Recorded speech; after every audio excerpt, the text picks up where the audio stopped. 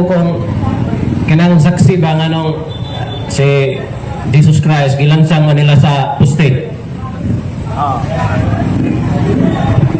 Actually, ang history nga saksi ni Jehovah bro, cross yun na sila sinugdan.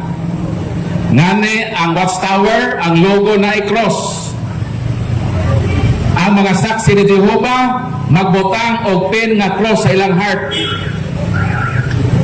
Pero nganong nausap man ang ilang teaching o ang ilang gihimo nga pagpanamastama sa Biblia, ilang gilangkat ng word na cross sa Bible.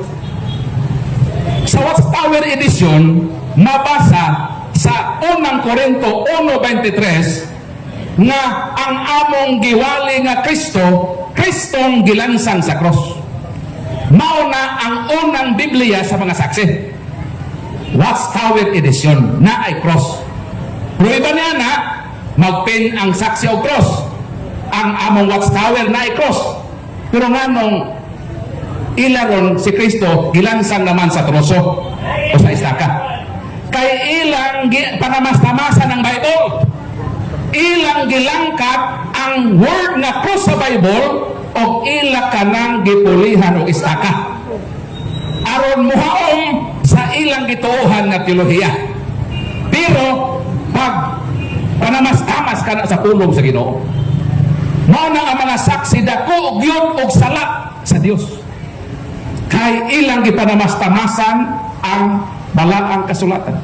Gitaktak ang word na cross, gipangsuksok ka ng ilang mga word sama sa Jehovah na imbento sa pare.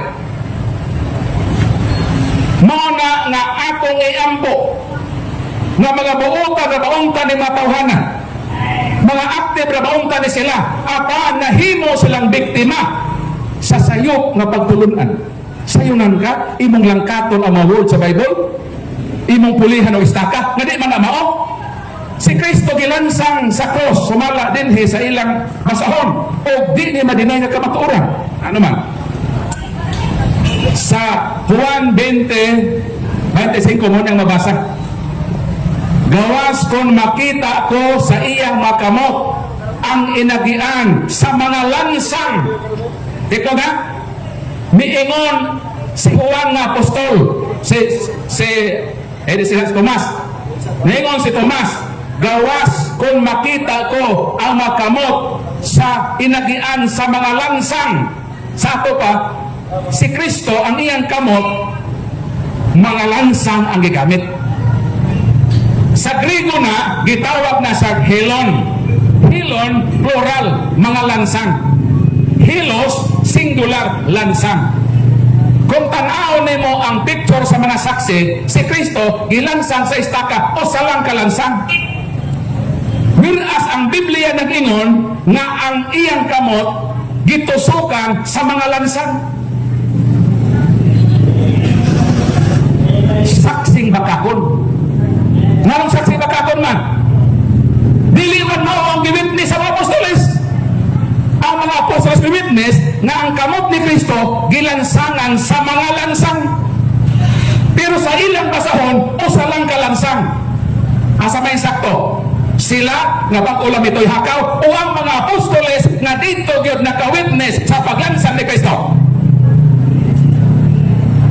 Mao na ang tubag sa pagutana. Nganong sa ila istaka kay ilang gipanamastamasan ang Biblia, gilangkat ang word na cross o gisok-sokan ang ilang istaka nga wa man na sa Bible o dili na mabasa sa nag-unang karaang manuskrito, nilutaw lang na sa ilang Watchtower New World Translation of the Holy Scriptures.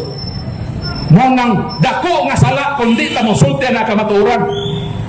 Dako sila tulubagon ni ana sa Ginoo sa ilang pagpanamastamas sa kamatuoran na si Kristo gilansang sa cross, apang gilangkat ang cross kay isukso ka ng ilang masayot na teolohiya.